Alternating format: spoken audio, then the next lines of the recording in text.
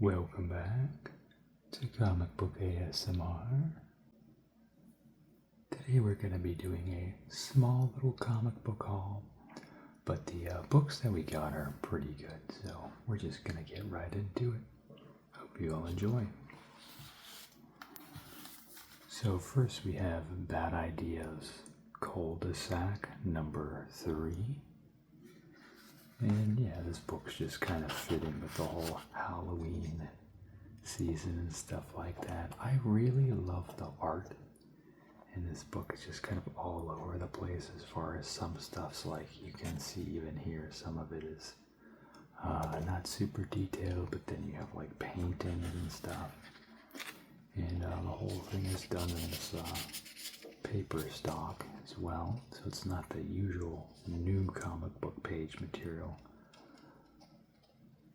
But yeah, I think it's a little interesting because this type of formatted book isn't something that'll bring nostalgia for the 90s back, I don't feel, but it's cool regardless. So yeah, the kids continue to be on the run from these people coming to kill them. It's basically everyone's got abilities and powers more or less, and they're kind of running scared. Although I don't think the kids have really, we really established much as far as what they can do other than the fact that they are also some kind of vampire type being.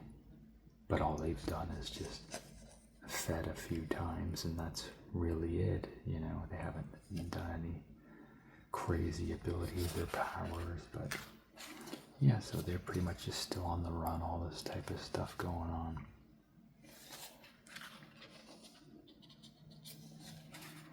And then I saw this guy's got a skin, or not a skin, but a load screen Fortnite too, so that was a nice little aside for me to point out to my kids, because they play Fortnite quite a bit.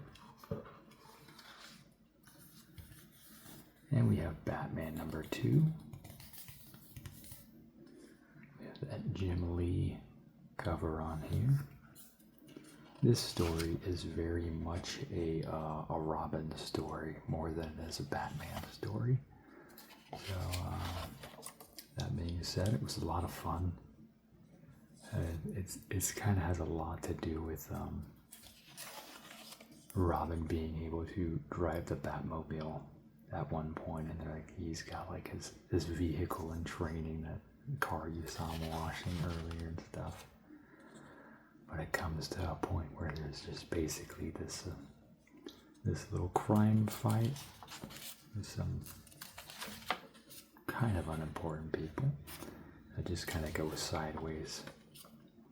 And one of the guys just does not err on the side of caution. He ends up like shooting his own partner.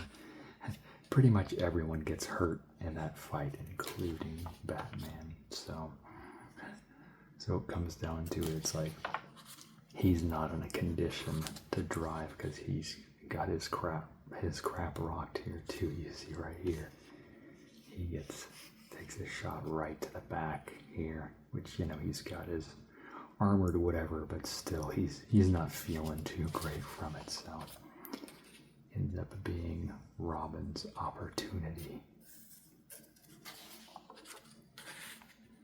So, fun little thing. And then we learn that the Batmobile has 13 gears. He says, oh, what do you need 13 gears for? He says, where is it at? Yeah. What does it even mean? It means I have the coolest car in the world. So there was an article I read a few days ago saying that, I'm trying to remember the writer of this, here's Matt Fraction, yeah, he wants it to be very much in the vein of like Gunn's DCU, so as you can see there, a bit humor and levity injected into it, so this current run will not be super serious, but you know, there's other Bat books on the market if you want to get the serious take on them. So, but just kind of a fun aside, and you can already tell like the visual style with like his new blue on his emblem and stuff like that, you know. It's just a little bit different than the old Batman. So next we have Absolute Batman, number 13. We see Catwoman here making her appearance, rocking the Black Mask's party animal globe on her head. And this book is more just kind of like a rest period book for Bruce. He does meet Catwoman here, but it's not this big knockdown, drag out type situation. In this book, we see them, making love there, all that good stuff. And then we see he looks like he's got something gnarly here going on. We come to find out that when he was captured by Bane, they messed with him too. He's more or less got venom in him as well. And Batman wants to use it against Bane to defeat him. See, he's kind of raging out here. And so the issue is Catwoman sharing her concerns about him using it. And then we have another new character appearance here. We have Harley Quinn, who wants to bundle up with them because he wants to rock Arkham. That's still a few pages after that. So we learn basically Bane is trying to bow out. I believe, if I'm not mistaken, and he's trying to have Bruce take his place as far as being the next whatever that company he works for needs.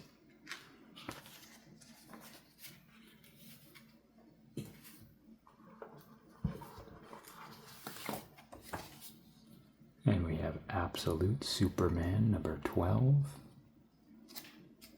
In this book, if I remember, it's a lot of flashback here.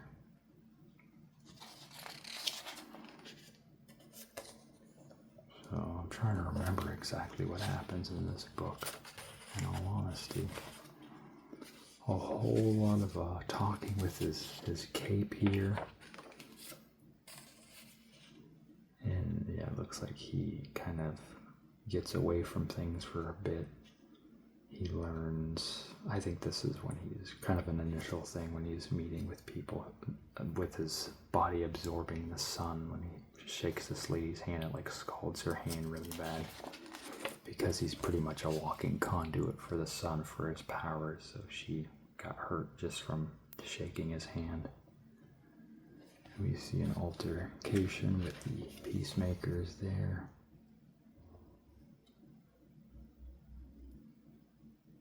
And then I think we have a bit of a morality quandary.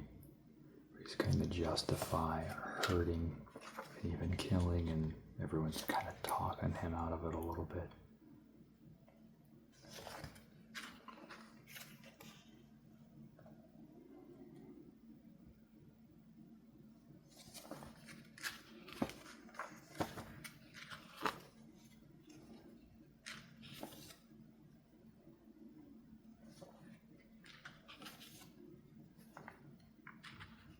Yeah, I know Ra's al Ghul's coming, and he's about to attack Smallville.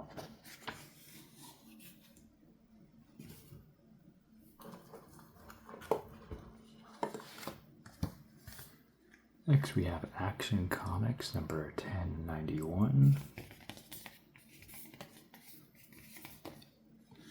Nice little cardstock variant here. This continues to be a Superboy story.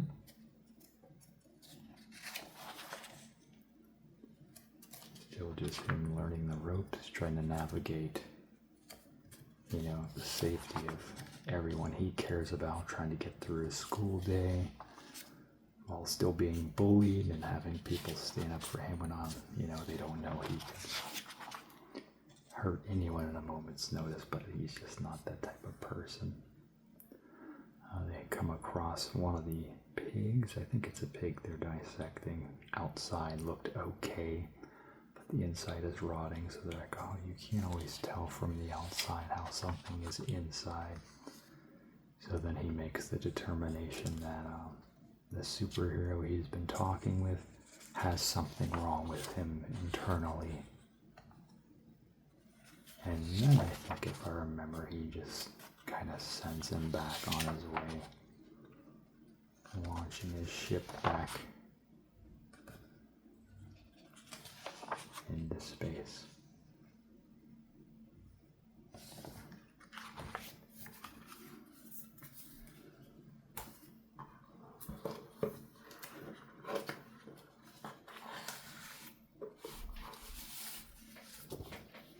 This was one that escaped my previous pulls. I don't know how. Sonic number 5. This is him meeting the DC. Because I had seen, I was just like, I could have sworn like I haven't finished the end of this story. And I got so many books, like I just got tripped up, and like I looked, I said, I did not remember this cover at all.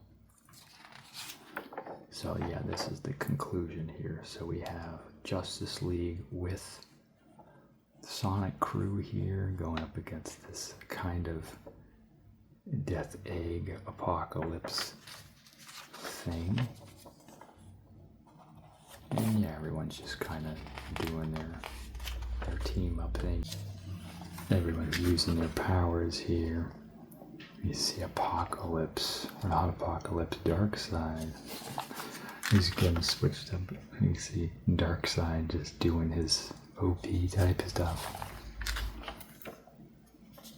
So they all just like gang up on him. They go supersonic on him. And everyone's just smack talking against each other.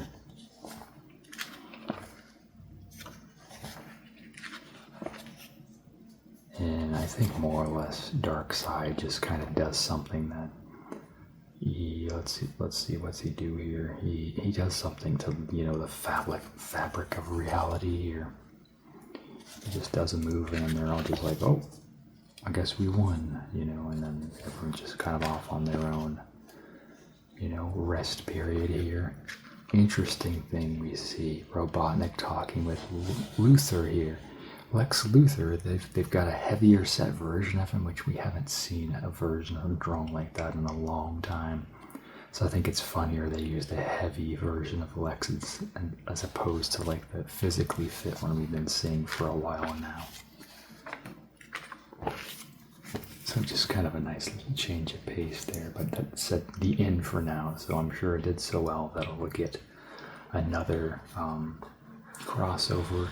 And then if you're interested in that story, they just now started putting the toys for it, like the action figures are in stores. I did see the bundle that had like all the Sonic guys versus Darkseid. So that's pretty cool, but I didn't pick it up. It was probably, I don't know, it was more than I wanted to spend. And then finally, we got TMT Journeys number 2. Yeah, so I dug. So this is I guess this is a reprint story, but it's a well-liked story. I haven't read it. I only read just the mainline Turtles that was collected in the Works stuff. So this is all brand new to me. And yeah, I just love the visuals of this, like the grittiness of it. I like, you know, the gray tones and everything. Definitely the same vein as that, you know, original stuff. This is with Lawson's art, I believe, yeah. Lots of heavy lines, too. That's what I miss with current comics. You don't see a lot with the ink doing the lifting anymore. It's more about coloring techniques than it is inking techniques with most comics. So this is very much on display. You can see the deep blacks and the gray tones and the texture. So it's really fun to look at. So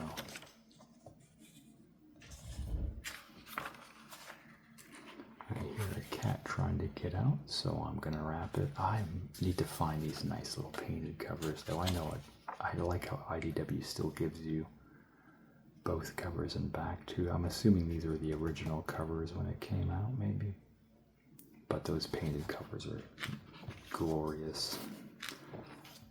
But yeah, that's gonna be it.